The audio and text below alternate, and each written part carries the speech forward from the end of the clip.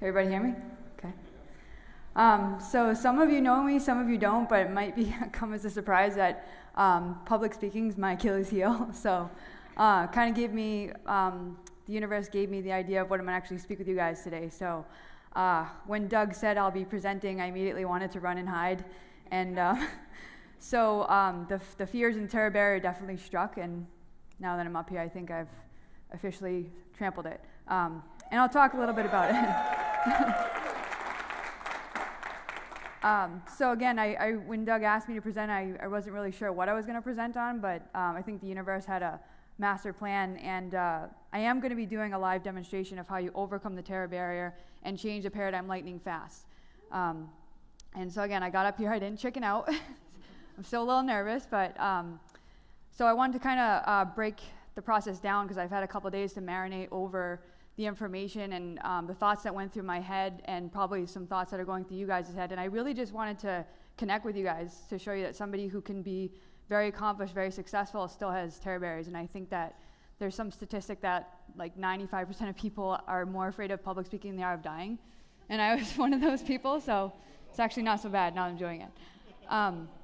But crashing through the terror barrier is something I've gotten really good at, and I think that it's got me to a point where I'm pretty much fearless. And I didn't want to back down to this challenge to overcome my fear of speaking in front of all of you. So basically, I stopped fighting the terror barrier and I started to befriend it because I met it so many times, and why resist it? I embraced the challenges, and I'll go over more of the thoughts that went through my head, and you'll see the shift. So how did I get myself here?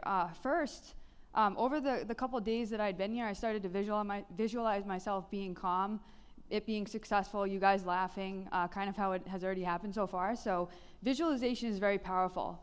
And I'll talk about self-image a little bit later as well. And so it actually started to get a little bit fun and exciting, and then got a little nerve-wracking, so I kind of went through a swim of emotions. But I did see myself, actually, a funny thing is I'm like, well, kind of like walking down the yellow brick road to courage, because that's how you overcome fears, through courage. So it reminds me of the Wizard of Oz. So I'm like walking down the yellow brick road, and I get to the Wizard of Oz, and I told him, I said, well, you're relieved of your duties because I'm going to take over. I'm going to give myself anything I want from now on. And that's my infinite well of potential. It's always there. So we have our own Wizard of Oz in all of us. So basically, one of the things I learned at the last consultant training was the Enter Into Your Spirit of It by Thomas Troward.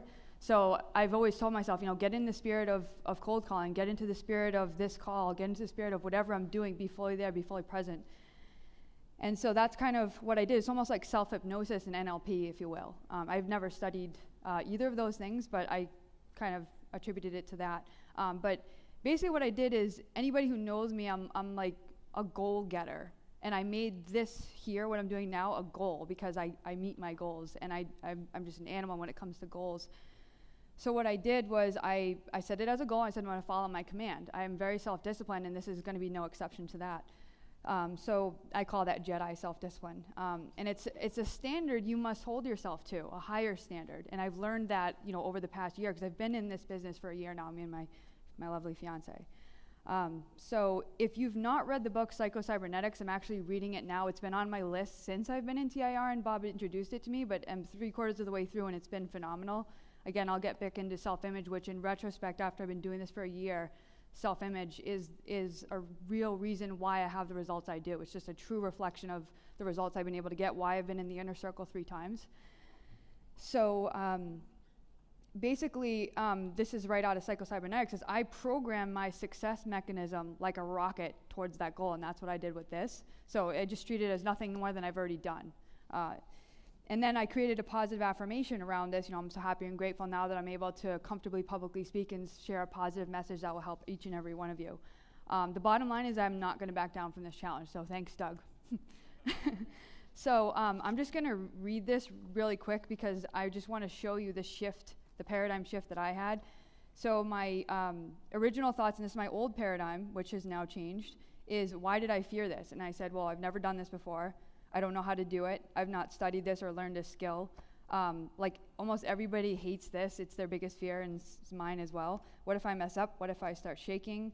I speak very fast. I know I'll be nervous. I'm dreading this, thinking of past experiences where my heart's pounding out of my chest and I just don't want to be up there. I'm not good at this. I hate public speaking. I have to go first. And my mind kept saying, can I take the easy way out? Because, Brian usually, handles the facilitations, and I'm kind of just the sidekick, like I'm Batman, I'm Robin. And I'm kind of like, I thought we were going together, so I could just be like, oh, you take care of it. So, but I'm a very tough critic of other people, and I'm probably the hardest of myself. So I'm like, how are other people going to judge me? Or, what if I get a flight of ideas? What if I fall? Like all these things, fear of imperfection. But basically, this is how things change. As I said, how will it feel to overcome that fear? How will I feel? So attach it to a feeling. So I said, I like winning and succeeding, so I wanted to create that picture. And yesterday in the inner circle, we were talking about let go and let God. So I just, let it go, I associate this with gaining courage. I got to get out of my comfort zone. I got to practice what I preach because I want this growth more than I'm afraid of it. And I look back as my future self and be proud and grateful. This helps it gets easier, breaking the ice, so the next time I do it, maybe it won't be as hard, just like anything else you've done for the first time. I get to help all of you and share all of this. Conquering always feels good. I've crashed through every terror barrier I've had, so bring it on. What happened to all your confidence, Jenny? Well, I'm not a coward, so I have it. My relentless and courageous bad ASS will not let me back down. It's the message and the quality that counts. And I actually found this exercise to be quite helpful. I've never done anything like this before, but like to get my thoughts out on paper and just really just sort it out outside of me really helped.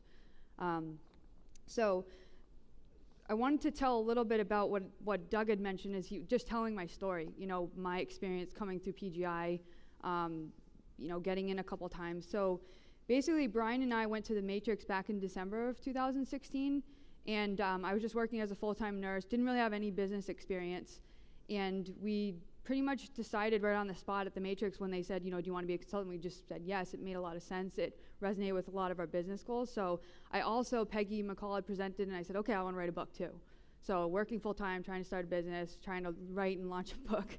So I kind of like overcommitted myself, but the universe likes speed, right? So. But I put myself in a massive place of growth, and I love to grow, and they don't call me Speedy Gonzalez for a reason. I only know one speed, and that's fast.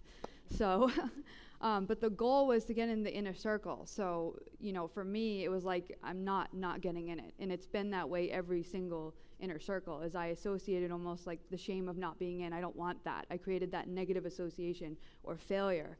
So I programmed, my success mechanism to the inner circle and worked myself backwards. And I was willing to do whatever it took. I was working full time, trying to write that book, and then I quit my nursing job, and then I took on actually a sales role because I said, well, I'm really not good at selling. I don't have any sales experience. I went right to cold market because I said I don't want to talk to anybody I know. And it's funny, I was actually more comfortable doing that. But I struck out. And then I was like, I can't do this. I was freaking out. And Brian's like, just keep doing it. You're okay, And then luckily I didn't give up because I actually really started to like sales when I got good at it. And I mean really good. I'll give you some figures in a minute. But again, I went to work for somebody else. I said, I really got to get good at this. And I got to find something I like about it, because I think learning to love what you hate doing is a superpower. So, but luckily, Brian had some business experience, and, we went right to work. We got started, working with our warm market right at the Matrix. Like, we didn't waste any time. We knew we had, like, just over a month or two to get in the inner circle. But basically, we attended all the live events, all the trainings, and we just don't miss any amount of time that we can have to spend with Bob and the other consultants, just being the energy of what it is we do here. Also to come back and help, too. That's a big part of what we do. But to give you an example of when I got into this sales role, I really used this material to become really good at selling. So my first month was like a half month. I made like $2,000 in commissions. Next month I made 8. The next month I made 20. The next month I made 33, and so on. And this was on top of PIR. So when I hit my first month of 33K, I looked at it and I said, as a nurse, I used to make $5,000 a month. and say roughly $50,000 a year, I now turn my annual income into my monthly income. And I was like, wow. So, thank you. So that was one of the biggest wins for me because that's what Bob says you can do, and like I was kind of doing it in the background, but like I said, I'm just so laser focused. When I've got a goal, it's like when I was playing soccer as a kid, it was like that ball was in the net, and I was just hungry, and so I brought that hunger into this profession. And with anything I've ever done, whether it was bodybuilding, whether it was writing that book, it's like I will not get my goal. So that's the kind of attitude I brought into this. And then again, I really started to love sales. Like, who in here loves selling? Everybody's hand should be up. Because it's, like, again, it's something that you can be really good at it. You're abundantly compensated, if not one of the highest paid profession is commission salespeople. You get to work in the best company in the world. And that was evident to me in the paradigm shift. It's just, I get to help people, teach the most amazing stuff that resonates with me on a deep level. That's just the truth. It's undeniably the truth. So I really feel that I'm truly living my passion, and that this is really my calling, and that wasn't nursing, and it wasn't anything else but this. But again, anytime I've had a goal, it's always 100% commitment. Like I said, I've worked 18-hour days. I've worked 7 days a week. If you guys haven't put in an 18-hour day in TIR, it's not that you're not working hard enough, but you got to look at the people that are in the inner circle and say, what did they do? It's been figured out. It's not like nobody's done this before. So it can be done, it is being done, and you all can do it too. You just got to build that self-image, which I'll get into in a little bit. But again, in hindsight, after doing this for a year, what I really just did is I threw myself in the water and I just said, sink or swim. It wasn't acceptable to me not to hit my goal, so it's like I said, I would do whatever it took, just like I had done anything in my life. So the way I look at this is obviously the growth and the results that I've gotten is because I've built the image around who I am and what I'm doing, and obviously our results are a reflection of that, our inner thinking. And it's funny because at that sales job I took on, I became the top closer there, and they nicknamed me Wonder Woman. So I started to associate myself with her. I said, she's brave, she's fearless, she's attractive, she's a superhero. So I started to build the image of, Wonder Woman. So I thought that was really helpful, to the point I even would wear the headband when I'd make sales calls. So you got to be creative. So, but now I just have a couple of quick questions for you guys, and also some points. But is anybody in here struggling? Again, I struggled when I started. It happens. It's growth. It's growing pains. But again, we're all here for each other. Reach out. Don't sit there and suffer alone. Does anybody really love selling? Okay. Because if you don't, then you have to, like you said, change the paradigm around that. But I think, selling can be really fun when you realize what you're actually doing. And like I said, it's not selling meaning just taking somebody's money, like in exchange of something. It's really, you're helping that person. You're sharing something. Like, I look at this as like, nobody in their right mind would say no to this, because it's absolutely amazing. It's the key to life. It's the common denominator of all of our problems. You have to say, if I have an obligation to share this. Like I said, we all want to help people, but you've got to help yourselves first, so you can give what you now have as you've overcome that paradigm. You've overcome those fears.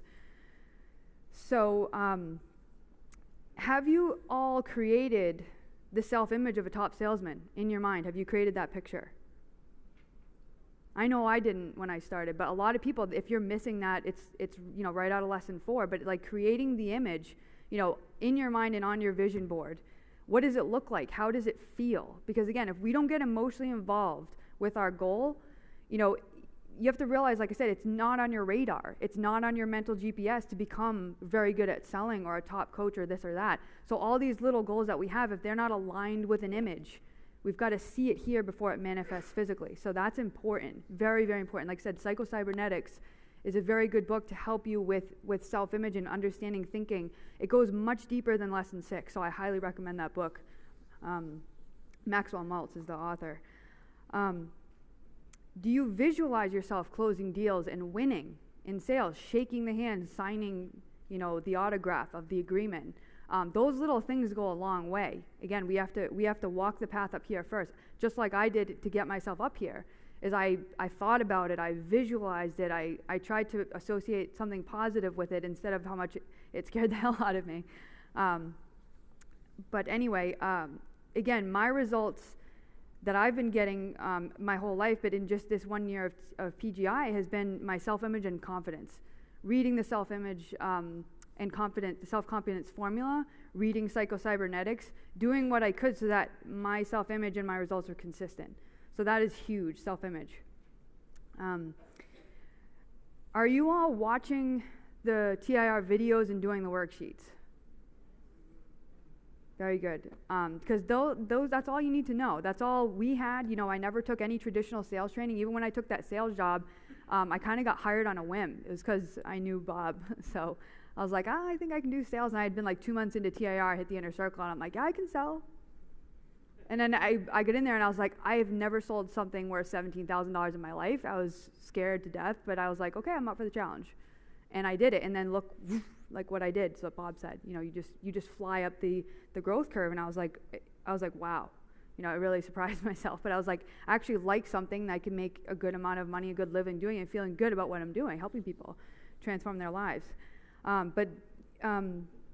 Basically, one of the best habits that Brian and I implemented is, you know, he's very good with watching the videos, you know, at some point during the day, but we started masterminding after the last consultant training, you know, either reading a chapter of, you know, Thomas Troward together in the morning, but then we said we should probably really do the worksheets together and mastermind. And it's been very helpful. The readings in there are absolutely amazing, but like, obviously we want to know what our clients are going through and why are we telling them the worksheets are important. But those worksheets are really helpful because, again, a lot of us haven't been through TIR like a client has, or we need to be kind of mentored through it in order to teach it. So again, I think it's a good place to start is just follow instructions really well and do what you're telling your students to do, and you'll learn a lot. And I hope that everybody has goals, because obviously, you know, if you don't, then you've really missed the point of the entire content that we're trying to teach. So, like, again, my goal was inner circle. It wasn't really a monetary goal. I had my own, you know, financial goal, but I didn't really care about the money. I cared about the recognition. It's kind of funny, as I never thought, oh, inner circle is this many clients, this much money. It was all about, you know, I really wanted to make Bob proud. I really wanted to, you know, earn that right, you know, that status symbol, and feel that sense of accomplishment. So basically, I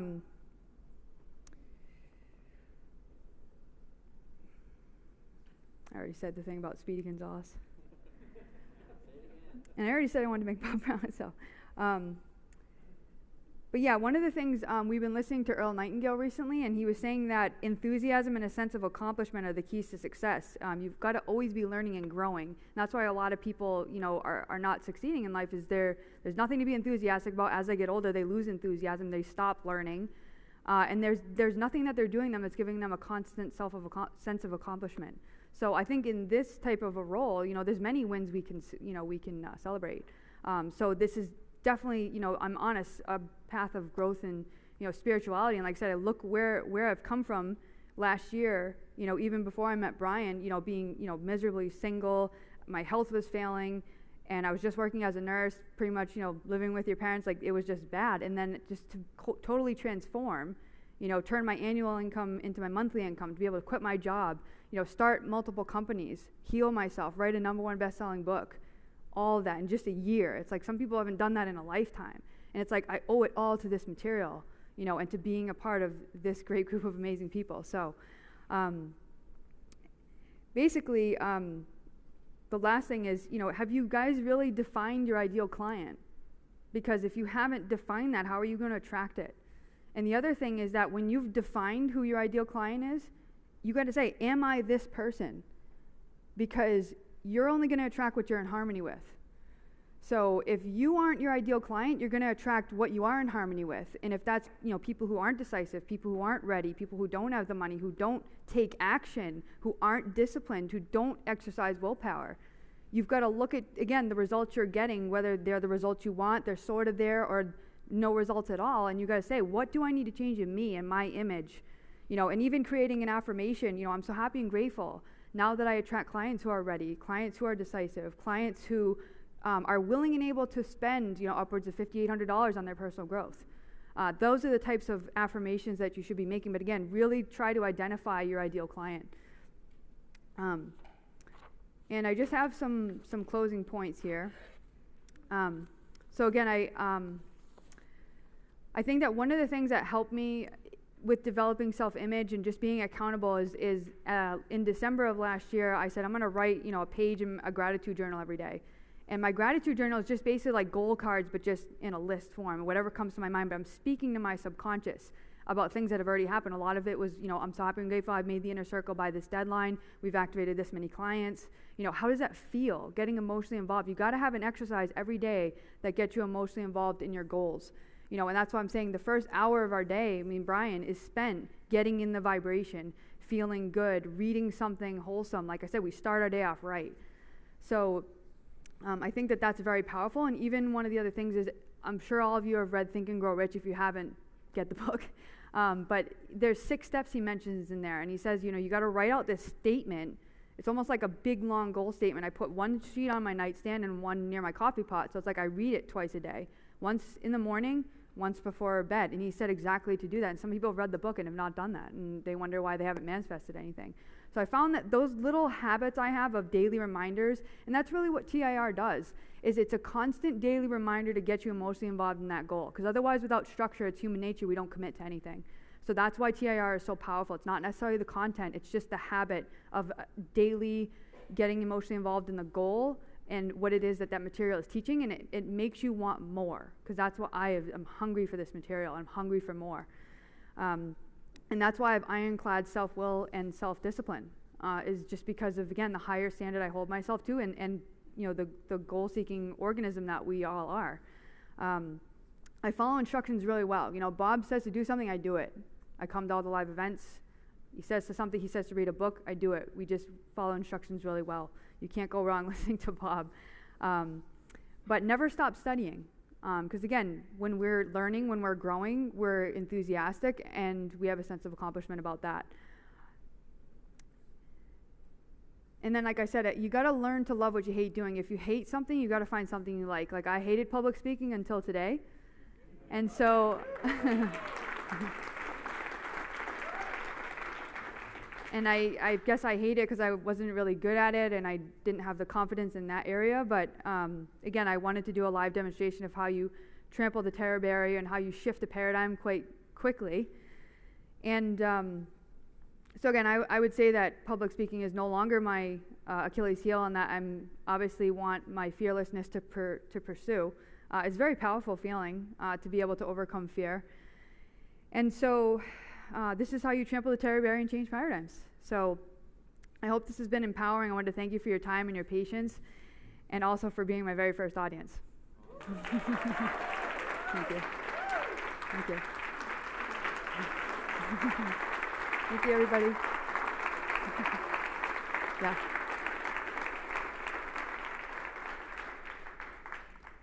Oh, we have some time for questions. Do you want to do some questions, right? Yes. Yeah. She did a great job, huh? Yeah. Thank you. Well, I'll tell you what. You guys can put your hands up. You can pick who you want. Sure. The hands, and we'll walk the mics to them. So. Go ahead. Hey, I'm Monty Young. Hi. Thank you for overcoming your fear. Thank you. Feels really, pretty good. I mean, we all appreciate that. Yeah. So you talk about the first hour of your day starting off to do activities that put you in the right vibration, and we all know we should start out studying. But what do you do specifically? What does your day look like? So, because like I said, when I first got started, we took a lot on. It actually forced me to get up earlier. Like I was probably getting up at like 5:30, 6 o'clock. Me and Brian started getting up at 4, because he likes to go to the gym in the morning. But like it just, for me, it was like I got to write my book. I got to find 3 more hours in the day to do it. But now that the book is done, basically what we do, we'll wake up. First thing we do is have coffee together. And while we're having coffee, it's funny because we never did this until last September. Is we would just, I'd make him coffee, he would go his way, I'd go mine, and I'd go right to sales.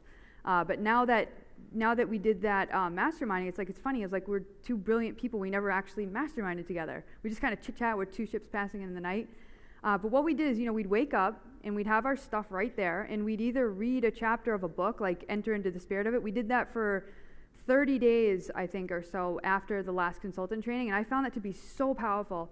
And on a tangent, the reason why is because I realized that even as good as I was in that sales company, I was still doing it mechanically. I was not entering into the spirit of what I was doing, and when I did, it was just like things just changed. And I wanted to read that thing over and over and over, because again, in the morning, it's not like we forget it, but it's like it just puts you in that vibration. And like I said, when you feel good, I always say when I feel good, I'm receiving good. I'm in receiving mode for the universe, setting what I want. So it's like you've got to, like I said, find something you like about what it is you do that you don't want to do. The common denominator of success is doing what failures don't want to do. So like I said, there's going to be parts of this. Like I don't like being, let up on a call when somebody no-shows. I get upset.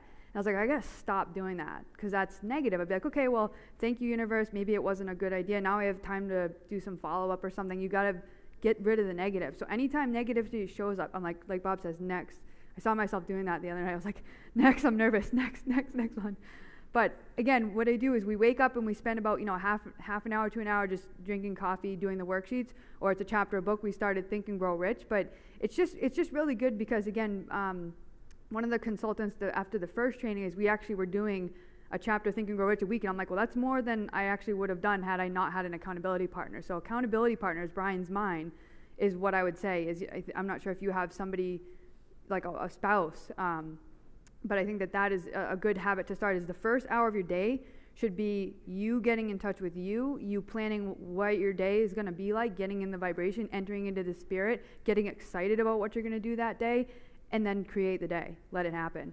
Because I find that if you do TIR, like during the day, like, phone calls are coming in, your thoughts are crashing, but first thing in the morning, it's like you just woke up, nothing's, clawing at your heels. You can give your full focus and attention. That's why it's best to watch the videos either first thing in the morning or at night before you go to bed. But that's why, we get in the practice of, reading before we go to bed. What are you putting into your subconscious in the morning and then at night? And then in the middle of the day, that's manifesting. So, does that answer your question? Okay. Welcome. Next.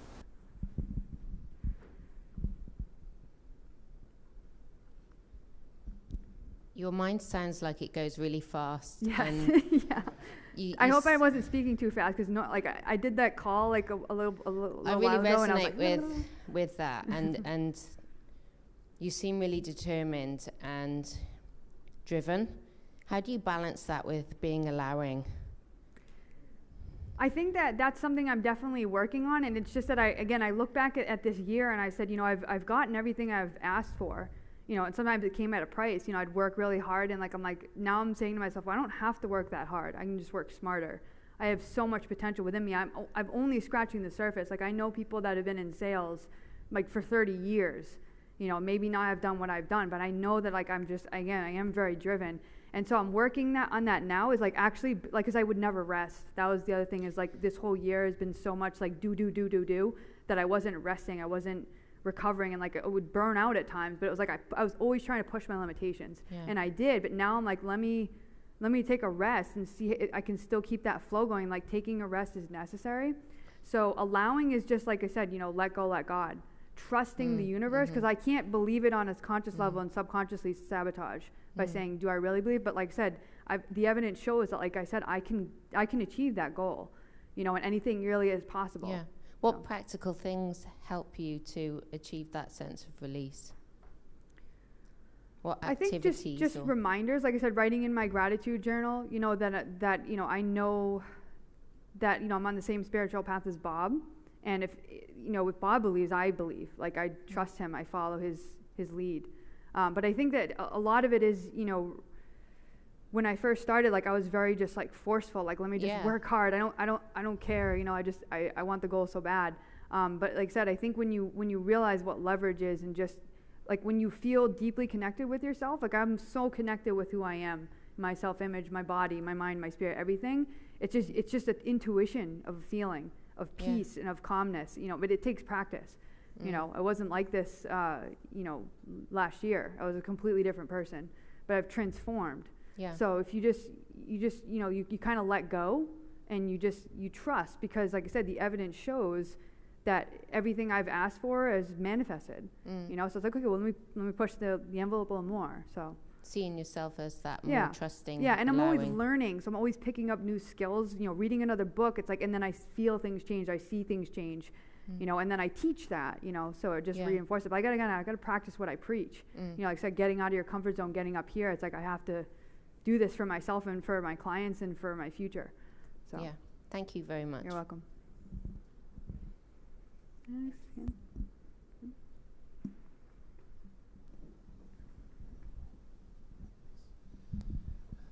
Jennie, you were advising to define and describe our ideal client, right? Yes. But we all believe that anyone and everybody can benefit from TIR. So what do you exactly mean by defining the ideal client?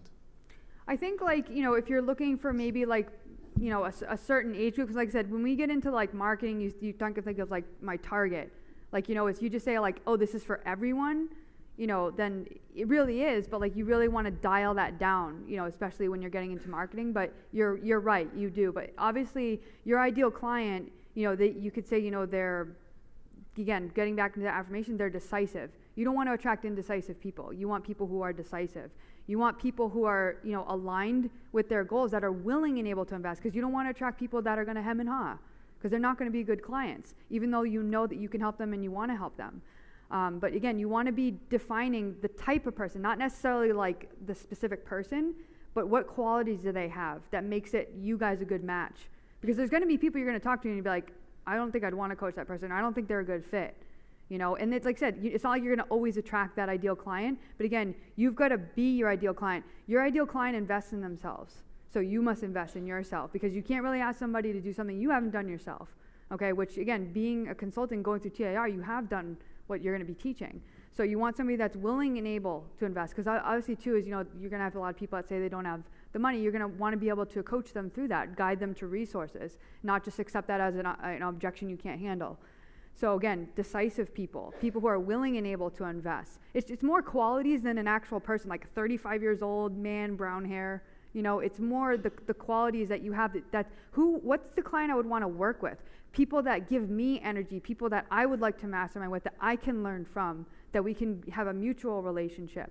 Like I said, you gotta envision those types of clients. Otherwise, you'll attract all these people that you're just like, I'll just take what I can get. And that's when we started. We were like, we really wouldn't say no to anybody, and we bent, and we, you know. But that's the thing, is now we're starting to say, you know, it's as much as, you know, when you're doing a prospect interview, you're like, it's as much as, are you a good fit for me as I am for you? Because I can say no too, you know. And then it takes the pressure off them, because you're not just trying to sell them. You're saying, we're walking a path of agreement here, and I have something I know is absolutely amazing that can help you change your life. It's up for you to decide if you're up for the challenge, if you're committed to doing this. So that's what I would say as far as doing your ideal client. Hello. Hi. Thank you so much for that presentation. You're welcome. I don't want to talk about myself, but I was once a singer, and I remember the first time I got on stage, it was so horrible, and I felt like I was going to die, and then I finally got over it. So I'm so proud of you, and I'm still here. So anyway, speaking about marketing, I would just love to know, what have you seen to be your best marketing to receive the best results in attaining clients? Okay. So we've experimented with different kinds of Facebook funnels. I know that it's kind of something that you've got to find the right person that can hack that. So that's still in the works. We're going to be launching something. But I think that even especially starting out for new consultants, is like I said, Brian's going to do a presentation on just starting with your warm market, people that you already know and have contacts with. Because sometimes, you know, we've been to networking events where, you know, we just mentioned, hey, we work with Bob Proctor. And when people know who that is and they just make that association, use that. You know, I'm like, oh, he's the guy from The Secret. You know, that's how everybody knows him, because like I didn't even know him by name from The Secret, but it's like when people say The Secret, they're like, oh, big gold suit, you know. So basically, I think networking events, like Brian and I probably at least traveled once a month last year doing some type of internet marketing workshop or paradigm shift or something that we learned something, and we always make friends, get their contact information, their potential clients, everybody you meet. And when you've met them face to face, they're a potential client. You know, you want to help them. You know, especially like I said, when you go to these events, you know these people want to invest in themselves. So you know, especially when they know of Bob Proctor and they know we work with him, you know, we just leverage that. And so we made those connections. So a lot of the time, you know, that's where a lot of our clients came from. You know, they met us face to face. We made a rapport. We're very successful. So we just led with that. I think, like I said, I hit cold market. You know, sometimes, you know, Facebook, getting on groups, like I said, talking to anybody. I was willing to talk to anybody. But going through people that you know, I think Bob said at the last consultant training is like, you know, if you have the cure to cancer, you're not going to tell someone you don't know first. You'll tell your family probably. So get comfortable, you know, being uncomfortable. Talk to people you know. Let them be practice. because then when you hit cold markets, like you've had some practice. And that's why for me, when I first started, I wasn't getting enough client practice to feel comfortable to have that image. So as I said, let me go work for somebody who can feed me leads, and then I can get a ton of experience. And who knew what I was going to gain out of that and how it would really help me even when TIR. So again, I was chasing 2 goals. I was trying to chase, 200K closed in this month and then try to get the inner circle for this. So that's what I'm saying, is when you take on too much on one time, it's like it forces you into growth, and that's good. But again, I looked at the positive side of it. I think we're gonna talk a little bit more about, we actually masterminded, us inner circle folks, and we came up with a lot of good strategies to really expand on that. So I think you guys will get a real good presentation tomorrow on everything, because I can't think of everything off the top of my head, but we'll go over everything in more detail tomorrow. So. Hi, Jenny. Hello. Hi. I just want to say congratulations on that icebreaker speech. Thank it was you. amazing. Thank you. I know people take a year to get up to where you got to. So well Thank you. done for that. Thank you. But I think additionally I'd like to share something with you guys. I met Jenny at the last training, and she needed a ride back to the airport, and she was afraid to go back on her own in an Uber. So she asked me, because she knew I was going, she said if I'd join her. I said, yeah, no problem.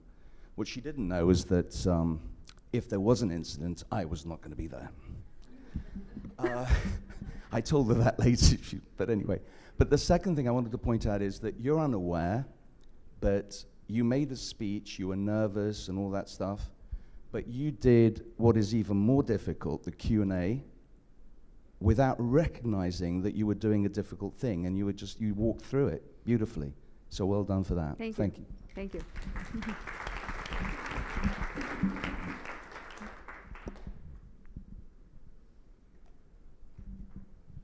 Super curious.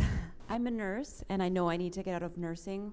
It's something that's there, but it's almost intangible for me. Was there a pivotal moment for you that made you decide you needed to leave nursing? Yeah, it was because I was trying to launch that book, which was like a full-time job in and of itself, and then I was working full-time, spending 40 hours at that job, and then I was doing TIR, and I was actually making me resent my job because it was taking me away from TIR, it was taking me away from my book. And then it dawned on me, I said, I could get 2 clients a month and replace my income at a minimum. And I said, if I spent 40 hours prospecting, I could probably get 2 clients. I better get 2 clients, I have to.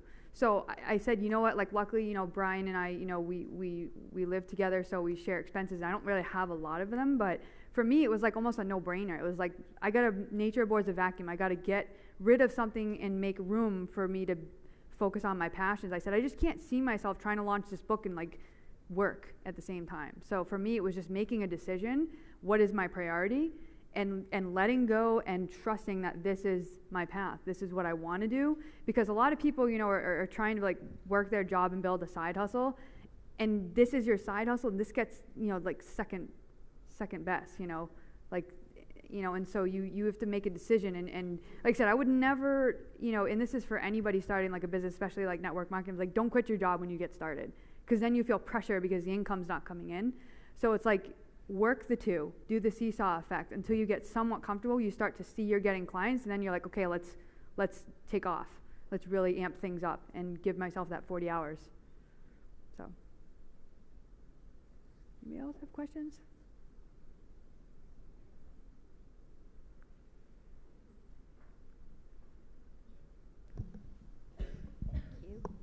Thank you. You're welcome. You're an inspiration. Absolutely. Takes a lot of the fear away. So I really enjoyed that. My question is, what's your book called? My book is called Magnetic Love. Stop chasing what you want, start attracting it. And that was one that Bob was very nice of writing the forward for. So. Oh, awesome. A lot of it is actually part of my journey, because I wrote it. It's funny because I went to the Matrix at the beginning of December, and I said, I want to write this book by the end of the month. Like 3 weeks. Like, write it. And because I set that goal, I said, all right, I'm going to just write for a couple hours every day, and I did it. It's not a very big book, and a lot of it is about, these concepts, but a lot of it is, the concept is I'd been missing my whole life was self-love. And so even the title was like, it was just, everything was downloaded into me, and I just wrote what came to mind. So it's a very powerful book about, like I said, you know, a lot of personal stories mixed with some content about the power of your mind, and even some things, like I said, that about paradigms, but also stuff that I've learned over the years that helped me be, you know, ironclad when it comes to willpower and self-discipline. So a lot of it's about the law of attraction too, and the law of vibration. So Excellent. Thank you.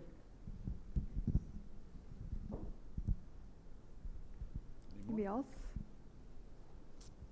No? No? All right. Well, let's give Jennie a hand. Thank you. Thank you. Thank you.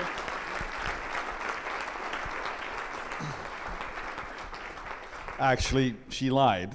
She actually teaches Dale Carnegie public speaking. She's up here to try to get, you know, sort of calm herself down, but like you run a whole territory for Dale Carnegie now, and it's another MSI. No, I wasn't lying. And no. I was not lying. Good job. This was totally not improv. This is live. So Yeah, way to go. Give her a hand again. Thank you. Thank you.